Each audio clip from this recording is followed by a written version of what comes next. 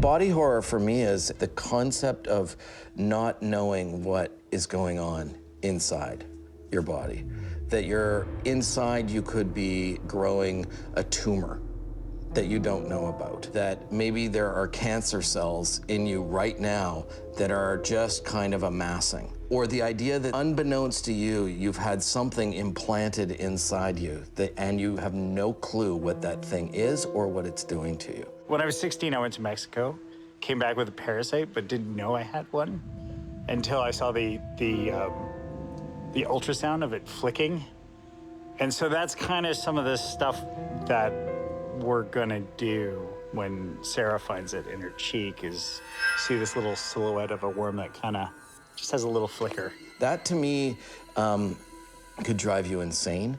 It's a major source of paranoia, and it's what Sarah discovers, that this has actually been done to her. I think that that idea of invasion has always kind of been part of the story and the themes of our story, whether it's sort of like your biology being tampered with without your knowledge, or this idea of the experiments that the clones undergo in their sleep while their monitors watch. That idea of like not having total ownership over your body and being invaded is like something that we've always kind of talked about, and it's a really fun, tense, sort of wrought subject matter.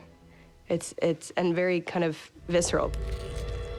Last year, knowing that we've got to set up season 4, we wanted to introduce some Neolution tech that was very creepy and that we didn't understand. Its function last season was really to startle the audience and make them say, "What the hell was that?" This year, it's firmly part of the focus of the Neolutionists, is understanding what that thing does. It's partly organic, it's partly technology. So it's a kind of it's nanotechnology sort of encased in kind of an organic membrane. We sort of started going down the route of looking at self-guiding needles and self-guiding medical instruments, and looking at parasitic worms that take over slugs, and so we started calling it bioworm. And then the writers, because it looks so much like a maggot, started calling it a maggot bot, and so that's what it is now called. We had maybe 20 different pieces of concept art. We had 2 concept artists working on it full-time for a few weeks, and they were just cranking out drawing after drawing after drawing. And so there were a lot of versions where it sported metal on the outside of it. And then at one point, it actually had this massive mechanical hinge in the middle of it, and this glowing blue eye, which we then sort of went, eh. Yeah, it took a while. I mean, ultimately, the thing that was most interesting to us was a kind of some sort of metal infrastructure surrounded by some kind of growing tissue that allowed it to kind of look creepy and worm-like. I mean, in medicine, they've used parasites forever, right? Maggots clean dead fish, leeches to act as natural blood thinners and anticoagulants. Jeff, our special effects guy, he said you'll want some reference for what you might possibly be going to see. And so they had these, just little videos or clips of horrible sea worms and things that they had based the design on. The inspiration for the maggot bots, have you seen it? It's this like worm thing that like pukes out its whole, I don't know, internal workings in this like splay. And like, I don't know why it exists. I don't know why that creature would exist, but Jeff based the maggot bots on this, so that when they are tampered with, they blow up in this horrible way and sort of destroy the person that they are inside. It's gross. It's like an artery system in your cheek that actually works through like your whole neck and up towards your brain. So the whole thing is that if the maggot bots have access to that artery, they can essentially, kill you brain dead like that. The body horror element, I think, that would just be scary. It would be like finding out that you have a a blocked blood vessel in your brain that could burst at any time, but you don't know when it's going to happen. It's a very precarious place to be playing from, and it's really fun to watch Tat work. It makes the character really volatile and great to work off of. Because it's so small, we can't actually create it on set. There's not a whole lot to look at. I was talking with the head of props, Jeff Marin at the time, and he, you know, we're like, oh, maybe we can, like, we'll give you our 3D model, we'll do this, you know, really elaborate rapid prototype using multiple materials, and so it'll be exactly accurate. And then we actually looked at it, and we both sort of came to the conclusion at the same production meeting that it looks like a piece of bait that you could buy in any sort of fishing tackle store. So we have a little piece of bait that we've cut to size, and it's the right color, the right consistency, and the right level of translucency. And then Jeff Scott and the VFX team take that little inanimate piece and morph it into this like wriggling, frightening, deadly little animal.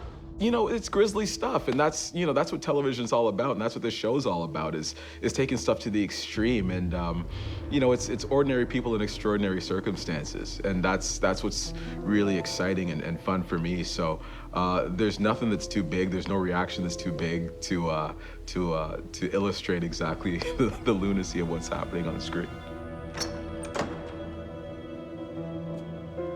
I'm Rachel Duncan.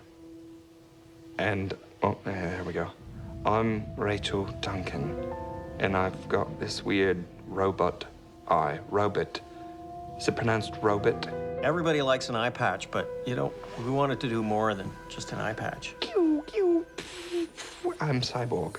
She's a cyborg, essentially, now. As we dug deeper into Neolution, we wanted to discover that it's kind of more than just science. There is a biotech side to what Neolution is doing. And so Rachel's eye was the perfect thing to kind of illustrate that. The Neolution eye, which we showcased, I guess, or premiered end of season 3, actually had been around since season 1, and it was in the original Leaky lecture.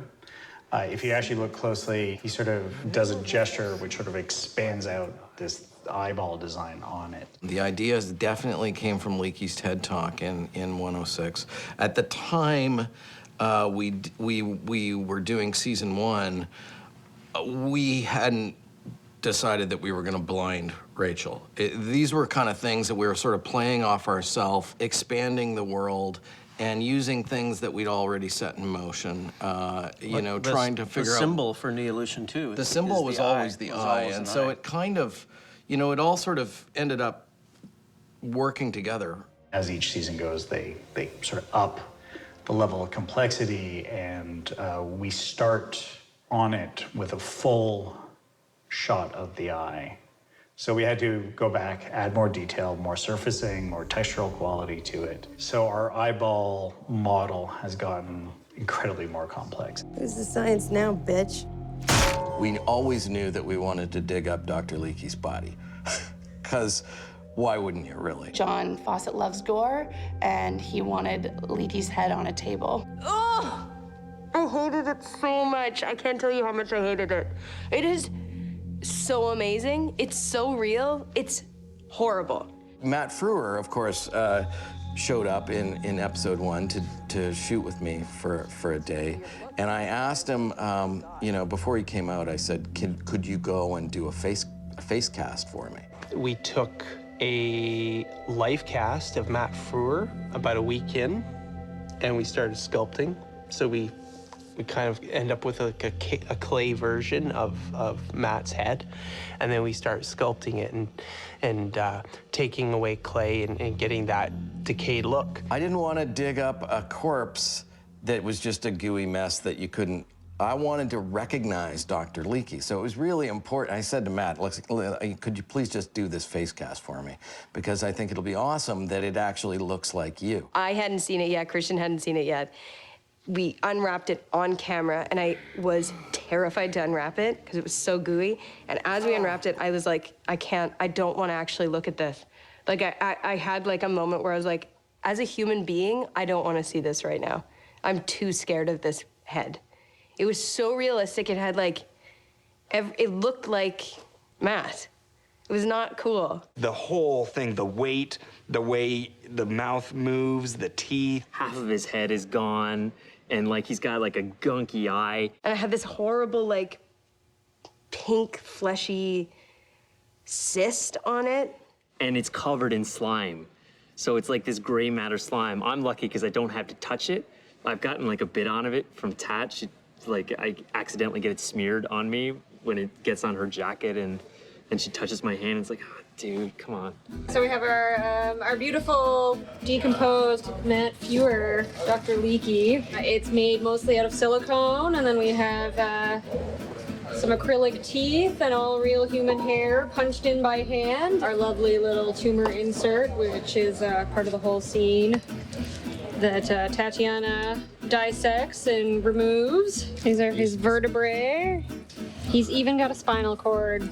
She's really busy like making sure it's properly slimed in between. She comes in and puts on a fresh layer of head slime. We have a product here called Ultra Slime, and this is the stuff that you'll see that is the super, super stringy stuff. This is just more of a kind of gelatinous slime that just gives him that kind of wet, rotted look. So do you want to see me cut a tumor? And then we had to cut the tumor open. It's like the Boston cream donut you never want to have. Tat touched it with the scalpel, and it actually just like popped out. Nasty. Like in our stage directions, it says that happens, but we didn't think it was actually going to be that intense. And there's all kinds of talk about what was going to come out of it, the amount of what would come out of it.